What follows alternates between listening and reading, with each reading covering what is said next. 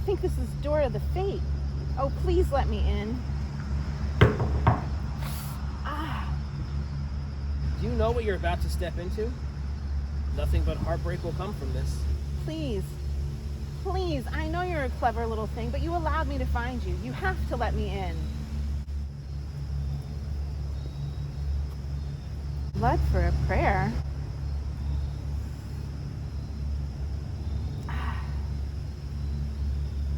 Dear Prince, my parents died, and well, that's not why I'm here. I don't know what I need you to know. It's just that the boy I love, Luke, 2 weeks ago, he was so in love with me, and then he announced that he's marrying my stepsister.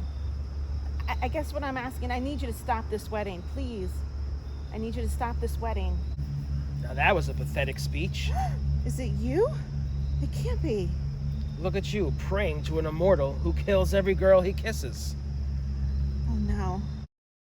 Hi everybody, I'm Joe. And I'm Mary. And we're Book Buds!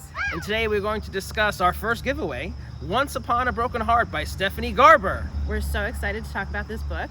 So first we're going to do a non-spoiler review for you guys, and then later on we're going to get into some spoilers because we actually buddy read this book. We did it. Can you believe it? Book Buds finally did their first buddy read. I know. I enjoyed it. It was fun, and it like we were texting each other, what page are you ending for the night, so Yeah. we'd make sure we'd like catch up to each other. So we did a good job. Was it all that you thought it would be? It was more. It was more. But you know, like you really want to be like in it with the person. Like, so did you feel like you had time to discuss it with me? Like when you were needed this to be discussed? I definitely enjoyed it because Joe was like, "Did you get to page 312? You have to tell me we got to page 312." Yes. So I was like, "Oh my god, I need to get to page 312." Yeah, I was very excited at 312. It was crazy. Yes. But like we haven't fully debriefed the end of the book yet, so we saved that for our video today. So but first, let's get into our non-spoiler review, shall we? We shall. Okay. So the basics of this story, we've got Evangeline Fox, who's our main character, and she is getting into some trouble with Jax, who is the Prince of Hearts, and he is a fate. And you really don't want to be messing around with these fates because whenever you bargain with a fate, you get more than you bargain for. But she is desperate, right? Do you want to say why she's desperate, or you want me to keep babbling? Well, she's in love with this guy, Luke, right? Luke. Mm-hmm. And, you know, they were going to be something. And then all of a sudden, he turns a 180 and goes with her stepsister, Mm-hmm. And marries her. Like he's gonna marry this girl instantly after having this massive relationship with Evangeline, which is like not okay. And we're just like, what is going on? So she's devastated, and she has to go seek out the Prince of Hearts because even though she knows that you should be very careful with these fates, she's desperate and she needs to stop this wedding because she loves Luke and she really believes like Luke loves her. What happened, right? Now let's talk about this church thing. Okay, so that's in our scene when we go and we knock on the door at a church. Yeah. Okay, so Jax, the Prince of Hearts, was in Caraval, which we read. Now, was there any talk of this church business? Like, no. What does this mean though? Like he just had like a whole felt bunch like of followers, like a cult type of a thing? It was his hangout place. I don't really know why he had a church, but like the book starts off with there's a missing door for a specific church, and it's his door for where he hangs out. So we didn't get too much information about why he has that church. What were you thinking? I was just a little thrown off because I was like, does he have a religion? Does he have followers? I mean, the church was empty. Or so you took it as it's just like the structure and it was a church. I took it as a place that's like it's like his dominion, like his hideout, honestly, because you know you can't find fates when you want them. You don't really want to interact with fates, but like he was last spotted maybe at that place, and the door was like enchanted, so it made it hard to find. Because wasn't like the name of the church though, like the Prince of Hearts Church or something? Yes. So I was just The confused. Prince of Hearts. Yeah, I didn't put that much thought into it. I was just like, yeah, let's find Jax.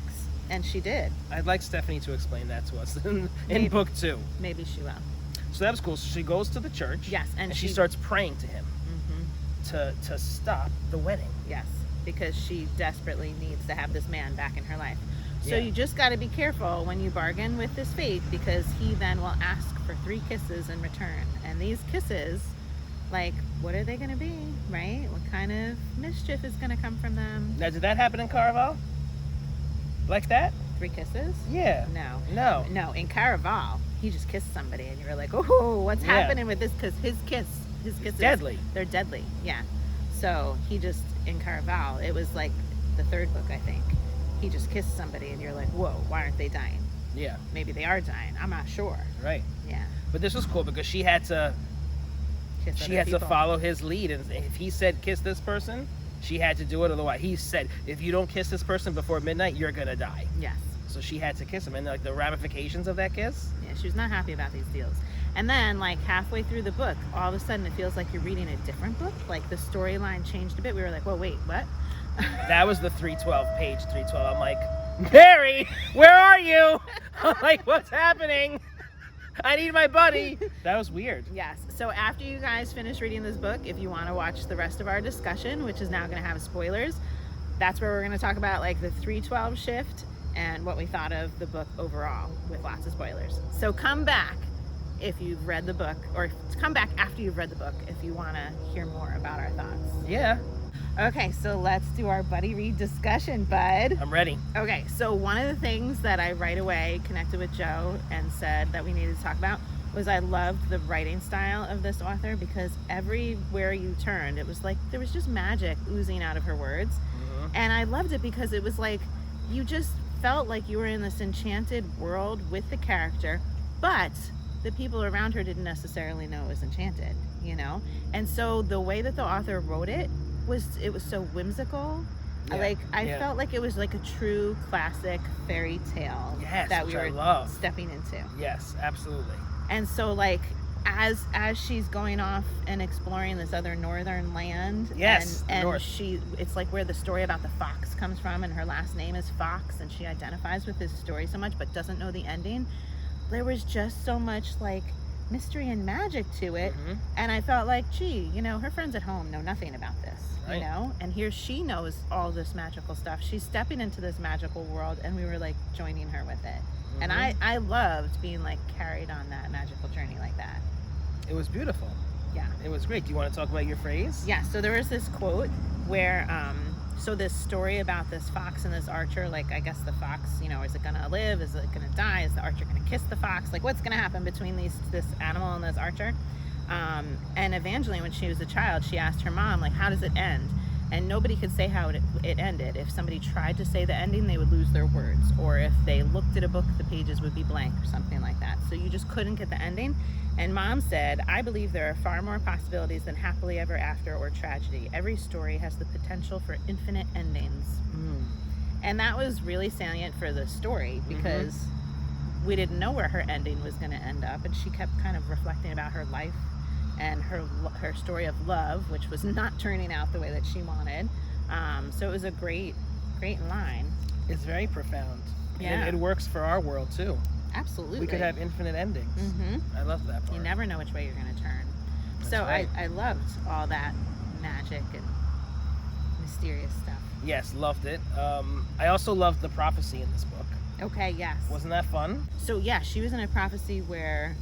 Well, she was the key. She was the key to opening up something huge that Jax is intent on opening. And that should not be opened. Right, and we still don't really know where that thing is and what would happen exactly if it opened. Something bad. We don't know. Potentially. Yeah, she's keeping that under wraps for, I guess, book 2. Yeah. But that was just, like, really cool. It gave me, like, Harry Potter vibes, but unique. You know, it wasn't a rip-off. I just liked it. And I liked that, you know, there's so much unresolved in this book that you obviously need to keep going with the next books to see where it's going to go. I have to say, because it felt unfinished, I was less intensely into this than other books. And I know you were kind of like, Mary, don't you love this? And I was like, well, I like it a lot. I loved it. I thought it was great.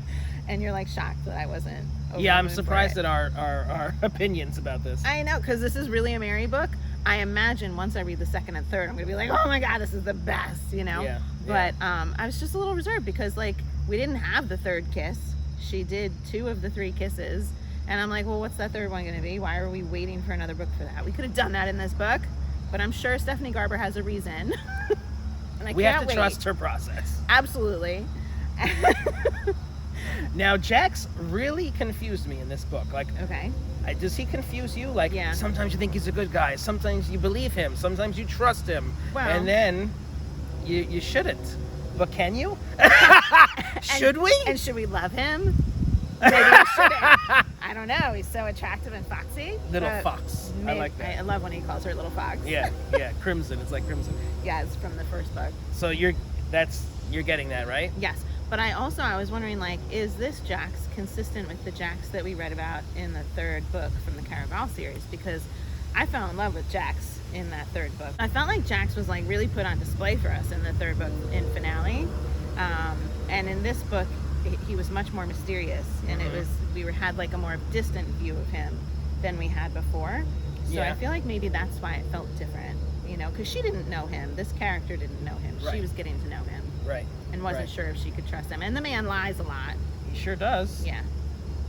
I like how the author connected us back to a little bit Donatella and her sister, and like mentioned them because that excited us because we're fans of that series. So that was cool, and it's Jack's world. Yes. So I enjoyed that too, and it kind of like let you know what happened a little bit after those books ended. A little refresher. A little glimpse of it. Which I know I need. Did it come back for you? Yeah. Sure. So then, what did you think on page 312? Oh my God. So we hit vampires all of a sudden, and we're like, wait, are we reading a different story? I didn't know there were vampires. Like, you know, we're in a normal world, and we have some magic.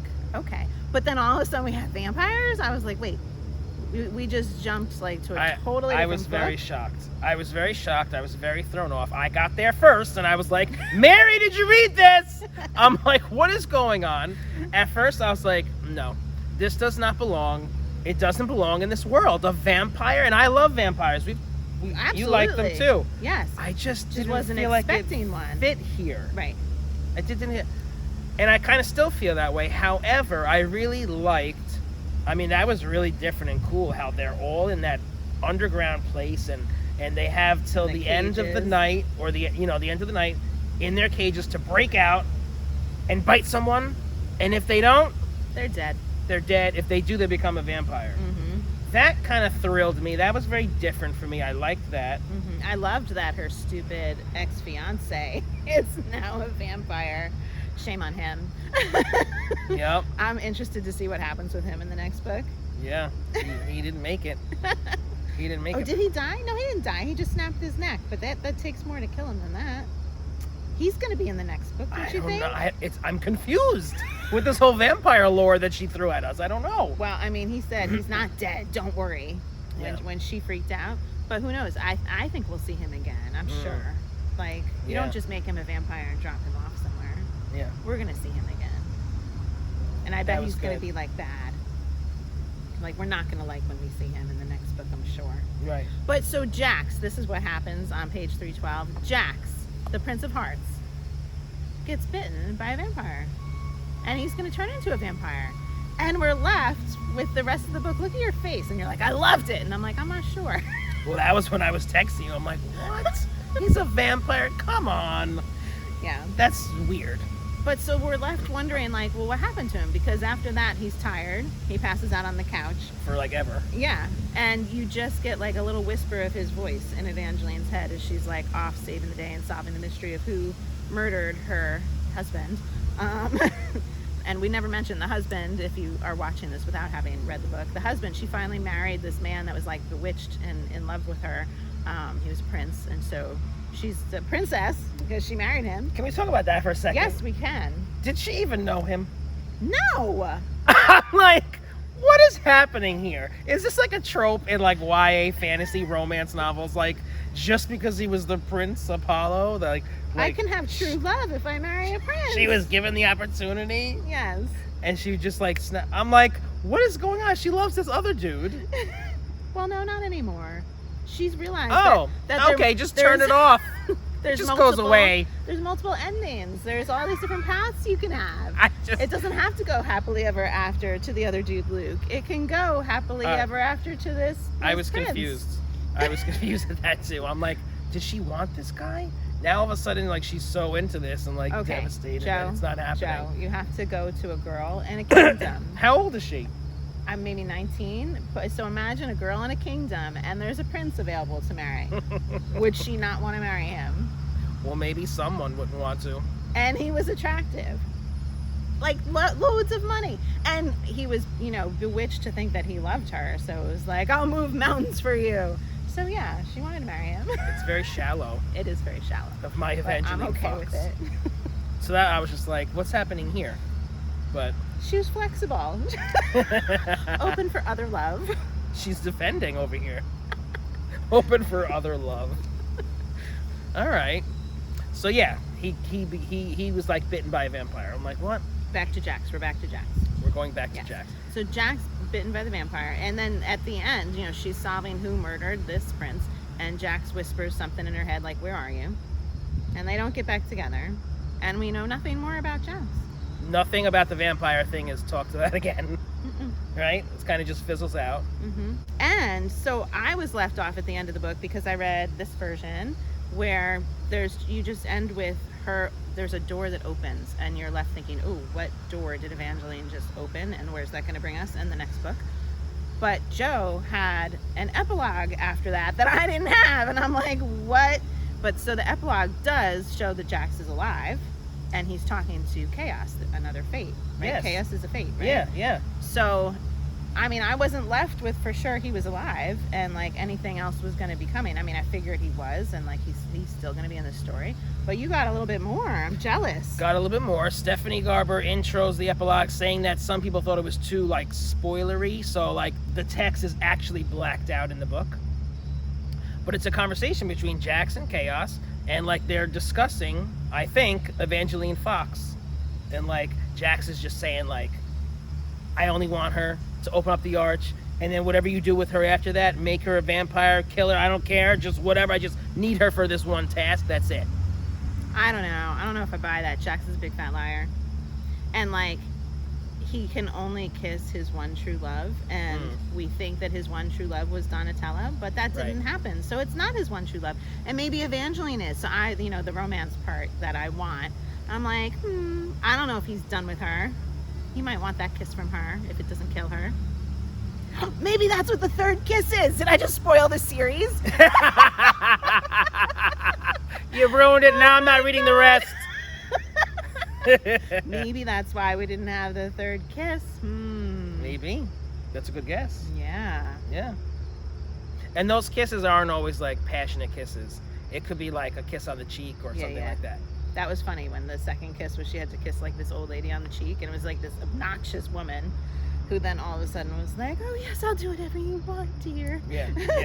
I thought the next kiss was going to be Apollo's brother. I did too. To cause trouble and have the brothers fight and kill each other. Yes. Yeah. I thought that as well. Which is why I was like, why didn't we just get that over with? But maybe this is why. Maybe. Am I right, Stephanie Garber? So, Bud, I think we should buddy read the rest of the series when it comes out too. This was fun. I couldn't imagine it any other way. Yeah. We have to. I'm really glad that we buddy read it. Me too. Yay! Our first one. So let us know if you read this book, what your thoughts are, if page 312 totally threw you off as well. Let us know. And if you're enjoying Book Buds, give us a thumbs up. And share us with your friends. And subscribe to our channel. Book Buds!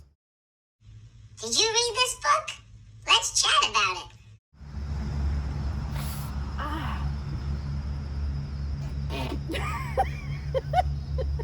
You cut your fingertip and then your knuckles. Everything. I don't know. I don't know what I need you to know. It's just that all these cars are driving by.